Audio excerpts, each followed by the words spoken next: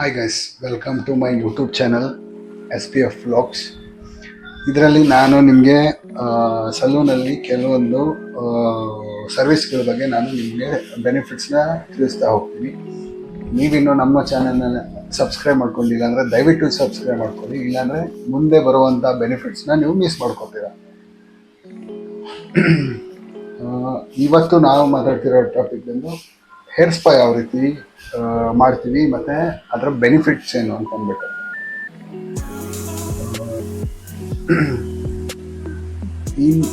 ಇವತ್ತಿನ hair spa ಯಾವ ರೀತಿ ನಡೆಯುತ್ತೆ ಮತ್ತು ಯಾವ ರೀತಿ ಬೆನಿಫಿಟ್ಸನ್ನು ತಿಳ್ಕೊಳ್ಳೋದಕ್ಕಾಗಿ ನಾವು ನೆಕ್ಸ್ಟ್ ನಮ್ಮ ವಿಡಿಯೋನ ನೋಡಿ. ಹಲೋ ಗೈಸ್, ಇದು ನಮ್ಮ SPF ಯೂನಿಸೆಕ್ಸ್ ಸಲೂನ್ ತುಮಕೂರು ಬಟ್ವಾಡಿಯಲ್ಲಿರೋದು. ತುಮಕೂರಲ್ಲಿರೋರಿಗೆ ಆಲ್ಮೋಸ್ಟ್ ಸುಮಾರು ಜನಕ್ಕೆ ಗೊತ್ತಿರುತ್ತೆ SPF ಯೂನಿಸೆಕ್ಸ್ ಸಲೂನ್ ಅಂತಂದರೆ. ನೋಡಿ, ಈಗ ಹೇರ್ ವಾಶ್ ಮಾಡ್ತಾ ಇದ್ದೀವಿ. ನಾವು ಫಸ್ಟು ಹೇರ್ನ ಅನಲೈಸ್ ಮಾಡ್ತೀವಿ. ಡ್ರೈ ಇದೆಯಾ, ಡ್ಯಾಮೇಜ್ ಆಗಿದೆಯಾ, ಪೋರೋಸ್ ಹೇರ್ ಇದೆಯಾ ಅಥವಾ ಡ್ಯಾಂಡ್ರಫ್ ಇದೆಯಾ ಅಂತ ಅಂದ್ಬಿಟ್ಟು ಅದಾದಮೇಲೆ ವಾಶ್ ಮಾಡಿ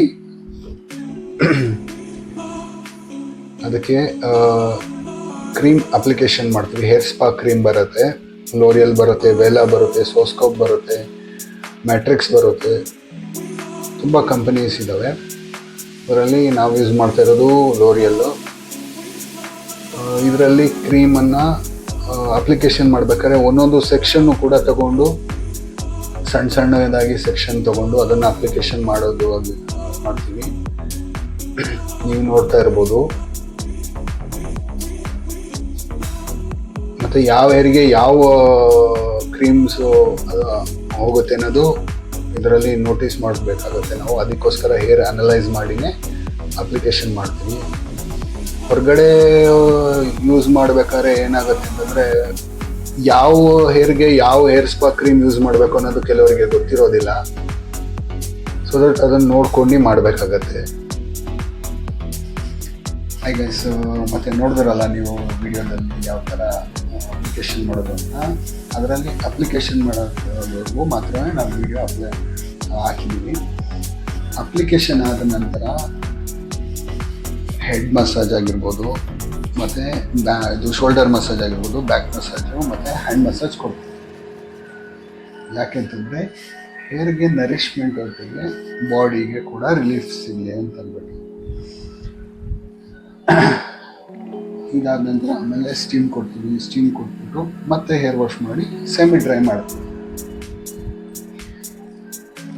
ನಾವು ಏನಕ್ಕೆ ಪ್ರೊಫೆಷ್ನಲಿನೇ ಮಾಡಬೇಕಿದನ್ನ ಅಂತ ಹೇಳ್ತೀವಿ ಅಂತಂದರೆ, ಯಾವ ಹೇರ್ಗೆ ಯಾವ ಕ್ರೀಮ್ ಹಾಕಬೇಕು ಅನ್ನೋದು ಗೊತ್ತಿರೋದು ಕೆಲವರು.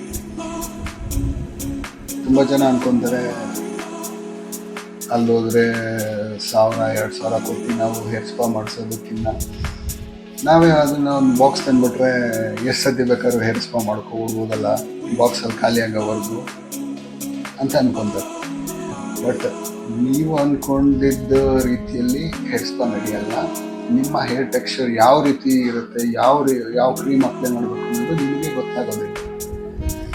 ಅದಕ್ಕೋಸ್ಕರನೇ ಪ್ರೊಫೆಷ್ನಲಿ ಸ್ಟಾಫ್ಸ್ ಇರ್ತಾರೆ. ಪ್ರೊಫೆಷ್ನಲ್ ಸ್ಟಾಫ್ ಅಂದರೆ ಅವರು ಅದು ಕೆಲಸ ಮಾಡೋದ್ರಲ್ಲಿ ಅವ್ರಿಗೆ ನಾಲೆಡ್ಜ್ ಇರುತ್ತೆ.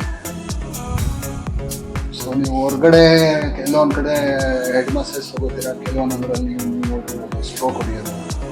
ಯಾಕಂದರೆ ಹೆಡ್ ಮಸಾಜ್ ಮಾಡ್ಸೋಕೆ ಹೋಗಿರ್ತಾರೆ, ಆಯಿಲ್ ಮಸಾಜೇ ತಗೊಂಡು ಆಯಿಲ್ ಮಸಾಜ್ ಮಾಡೋಕೆ ಹೋಗಿರ್ತಾರೆ, ಅವರು ಏನೋ ಲಟ್ಕೆ ತೆಗಿತಾರೆ, ಸ್ಟ್ರೋಕ್ ಹೊಡೆಯೋದು ಅಥವಾ ಪ್ರಾಣನೇ ಹೋಗುವಂಥ ಸುಮಾರು ವೀಡಿಯೋಗಳು ನೀವು ನೋಡಿರ್ತೀರ.